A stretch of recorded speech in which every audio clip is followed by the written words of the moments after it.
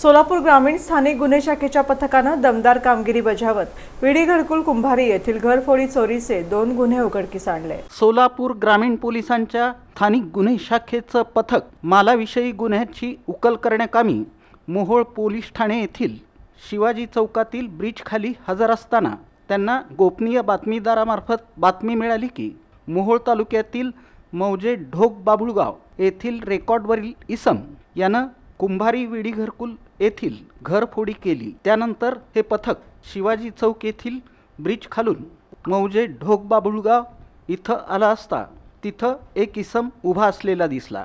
त्याची सखोल चौकशी केली असता त्यानं आपलं नाव बंडू उर्फ बंदे नवाज मधुकर पवार वय 25 असं असल्याचं सांगितलं।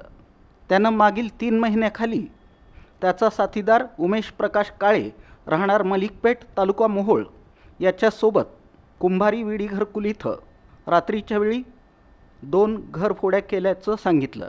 याबाबत वळसंग पोलीस ठाण्यात गुन्हा दाखल होता। हा आरोपी रेकॉर्डवरील सराईत गुन्हेगार असून त्याच्यावर मालमत्ता चोरीचे एकूण 35 गुन्हे दाखल आहेत।